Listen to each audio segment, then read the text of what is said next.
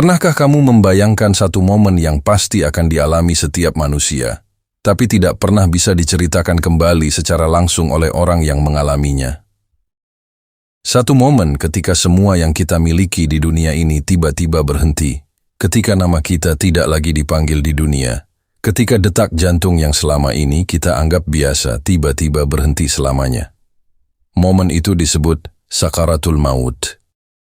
Sekarang bayangkan satu pertanyaan sederhana tapi sangat dalam.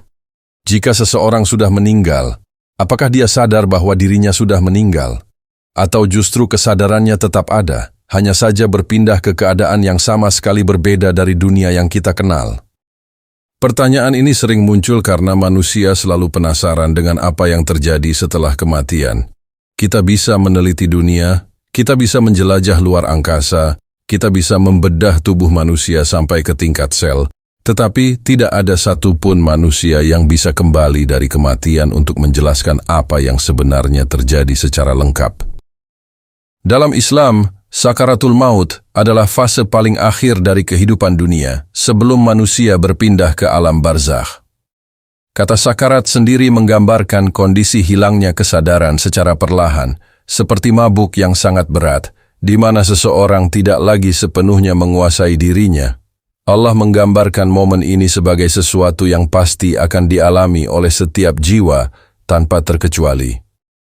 Dalam Al-Quran, Allah berfirman dalam Quran surah Qaf ayat 19 bahwa sakaratul maut akan datang dengan sebenar-benarnya. Ini menunjukkan bahwa kematian bukan sekadar berhentinya fungsi tubuh, tetapi sebuah proses yang nyata, terstruktur, dan pasti terjadi. Ketika seseorang memasuki fase sakaratul maut, tubuh mulai mengalami penurunan fungsi secara bertahap. Dalam perspektif medis, ini sering dikaitkan dengan kegagalan organ vital seperti jantung dan otak.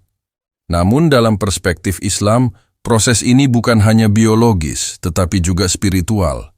Ruh mulai ditarik dari tubuh, dan disinilah batas antara dunia yang terlihat dan alam yang tidak terlihat mulai terbuka. Al-Quran dalam surah Al-Qiyamah ayat 26 hingga 30 menggambarkan bahwa ketika nyawa telah sampai di kerongkongan, manusia tidak lagi bisa menolak atau menghentikan proses tersebut. Pada saat ini, orang yang sedang sekarat biasanya berada dalam kondisi yang sangat lemah. Nafas menjadi tidak teratur, pandangan mulai kosong, dan kesadaran duniawi mulai memudar. Banyak ulama menjelaskan bahwa ini adalah titik di mana manusia mulai melihat tanda-tanda dari alam yang akan ia masuki, meskipun detailnya tidak bisa dipastikan secara pasti oleh manusia yang masih hidup. Salah satu pertanyaan yang sering muncul adalah, apakah orang yang meninggal masih sadar bahwa dirinya telah meninggal? Dalam Islam, kematian bukan berarti hilangnya kesadaran secara total, tetapi perpindahan dari satu bentuk kehidupan ke bentuk kehidupan lain, yaitu alam barzakh. Dalam Quran surah Al-Mu'minun ayat 99-100 dijelaskan bahwa ketika kematian datang, manusia akan memohon untuk dikembalikan ke dunia, tetapi permintaan itu tidak akan dikabulkan. Hal ini memberi gambaran bahwa ada bentuk kesadaran setelah kematian, namun sudah tidak lagi berada dalam dimensi kehidupan dunia. Pada saat sakaratul maut, dalam banyak riwayat dijelaskan bahwa manusia akan diperlihatkan tempatnya di akhirat. Bagi orang beriman, hal ini menjadi kabar gembira dan ketenangan. Mereka akan melihat tanda-tanda rahmat dan disambut oleh malaikat dengan pesan agar tidak takut dan tidak bersedih. Dalam Quran surah Fussilat ayat 30, Allah menggambarkan bahwa orang yang istiqamah akan didatangi malaikat dengan membawa kabar gembira tentang surga yang telah dijanjikan. Namun, bagi orang yang jauh dari kebenaran, sakaratul maut bisa menjadi momen yang sangat berat, penuh ketakutan dan penyesalan. Jika kita melihat dari sisi sains modern, kematian juga memiliki proses biologis yang bisa diamati. Saat seseorang mendekati kematian, otak mengalami penurunan suplai oksigen. Kondisi ini disebut hipoksia. Dalam beberapa penelitian, ditemukan bahwa menjelang kematian, otak justru menunjukkan lonjakan aktivitas singkat sebelum akhirnya berhenti total. Fenomena ini diduga berkaitan dengan memori terakhir atau aktivitas neuron yang tidak stabil. Namun sains tidak dapat menjelaskan secara pasti apa yang terjadi pada kesadaran setelah kematian, karena kesadaran itu sendiri masih menjadi misteri besar dalam ilmu pengetahuan. Ada juga fenomena yang disebut near-death experience atau pengalaman mendekati kematian. Orang-orang yang pernah berada di ambang kematian sering melaporkan pengalaman yang serupa. Mereka merasa keluar dari tubuhnya, melihat tubuhnya dari atas, merasakan ketenangan yang luar biasa, atau melihat cahaya terang di kejauhan. Beberapa bahkan mengaku melihat kembali seluruh perjalanan hidupnya dalam sekejap. Dalam dunia medis, fenomena ini sering dikaitkan dengan reaksi otak terhadap kekurangan oksigen atau perubahan kimia di otak. Namun bagi sebagian orang, pengalaman ini menjadi tanda bahwa kesadaran manusia tidak sepenuhnya berhenti begitu saja. Islam dan sains dalam hal ini berjalan pada dua ranah yang berbeda. Islam menjelaskan bahwa ada kehidupan setelah kematian yang disebut alam barzakh, sedangkan sains hanya bisa mengamati apa yang terjadi pada tubuh fisik. Keduanya tidak harus saling bertentangan karena memang objek yang dibahas berbeda.